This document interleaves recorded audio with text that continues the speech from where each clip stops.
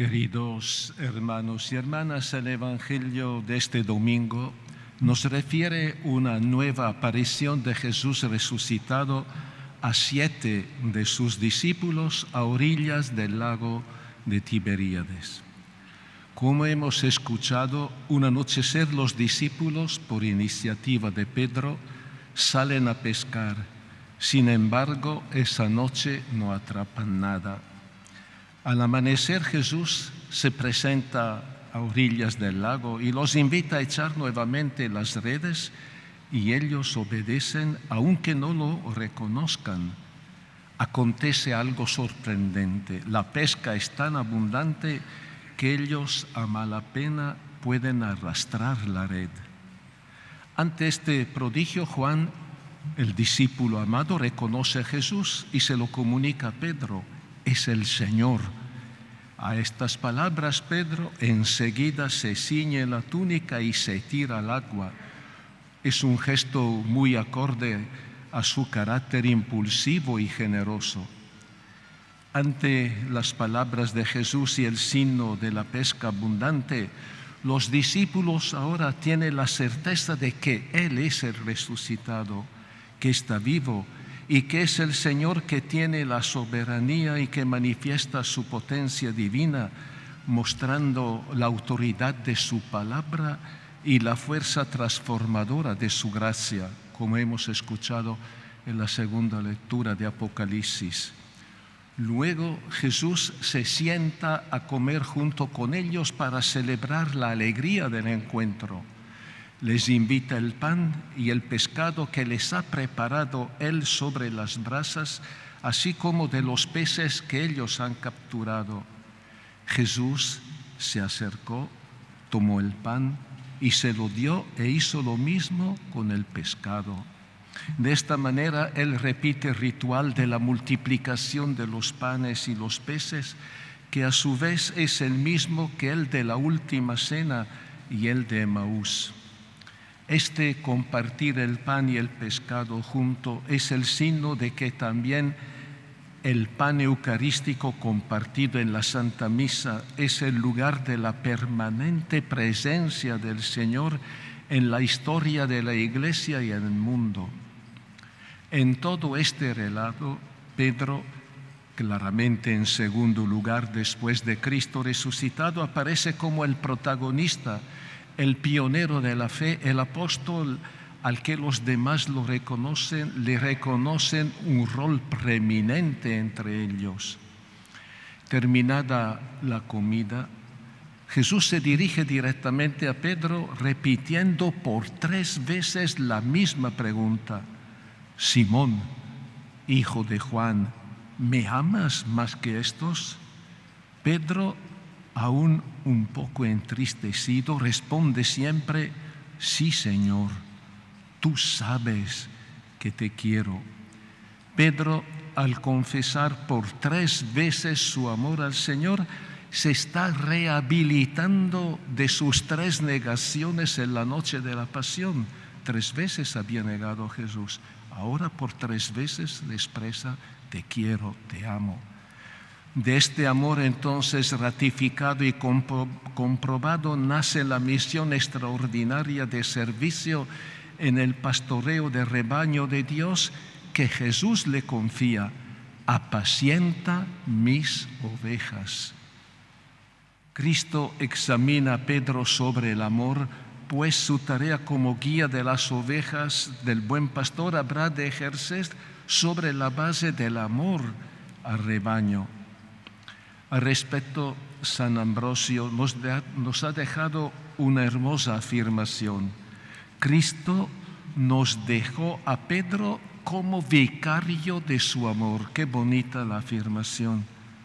Misión esta que ha permanecido hasta el día de hoy en la Iglesia a través de la figura del Papa y los papas sucesores de Pedro, llamados a ser vicarios del amor de Cristo. Mirada a primera vista, parecería que en esta escena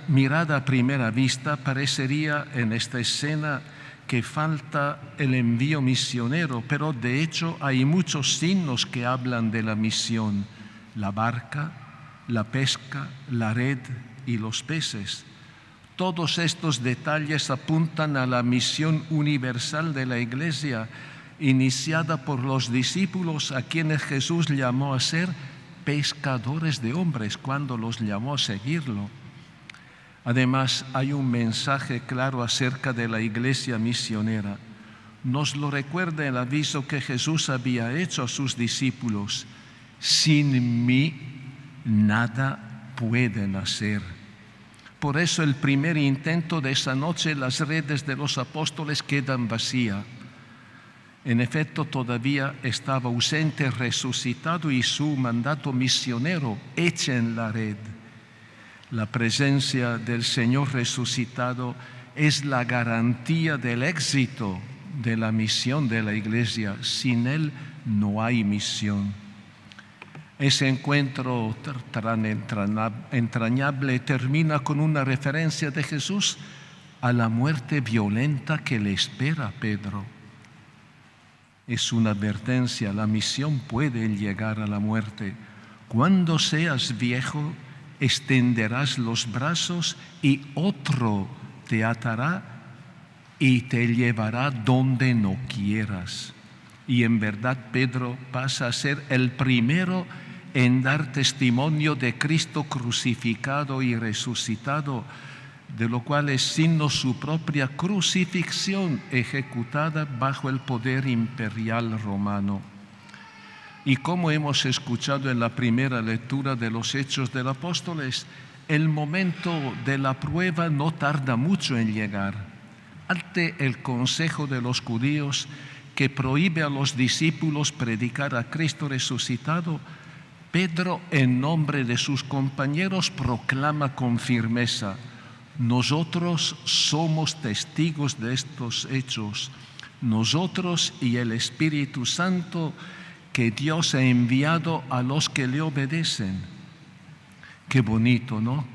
Ellos se consideran los testigos de la resurrección, y así se designaban los primeros cristianos, tarea pero que es propia de todos los bautizados, por tanto también de nosotros, llamados a ser testigos de la resurrección.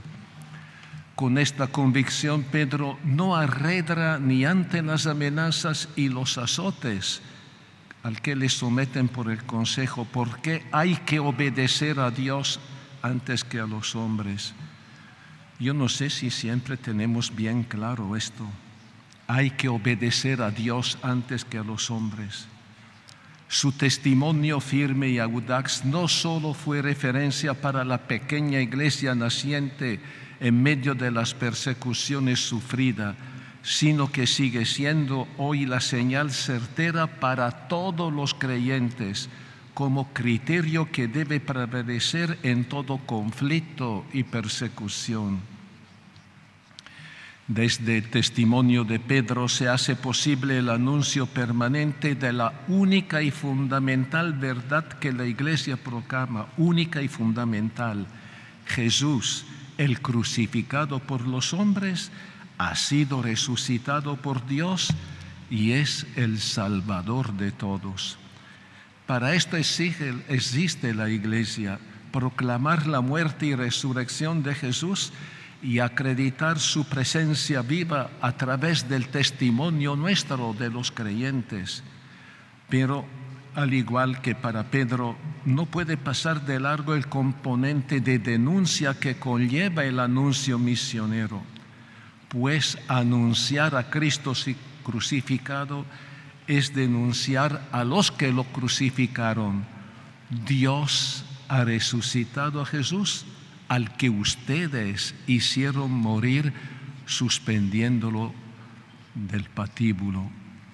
Qué valentía. No es el Pedro de la noche que lo negó, ahora se lo echa en la cara: ustedes hicieron morir. Proclamar la victoria del justo e inocente que fue resucitado por Dios es proclamar que hay una verdad y una justicia, la de Dios, que no está sometida al dictamen de los que tienen el poder de este mundo y que siguen asesinando víctimas y haciendo daños indiscriminadamente, como hicieron con Jesús. Tantos cristianos, siguiendo el ejemplo de Pedro, han cumplido esa misión sin desfallecer. Esta mañana tenemos nosotros, aquí en medio de nosotros, una muestra de ello.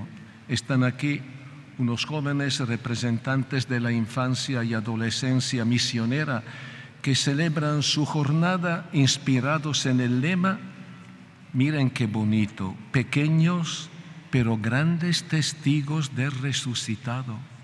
Están ahí al medio de la catedral.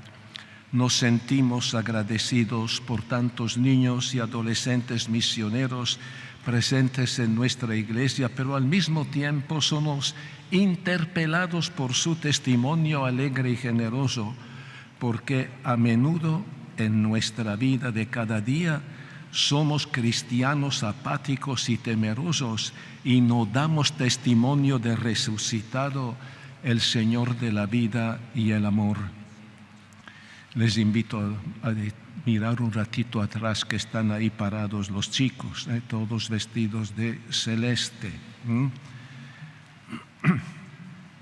Muy bien, pueden sentarse ahora, niños y adolescentes. Gracias por su presencia.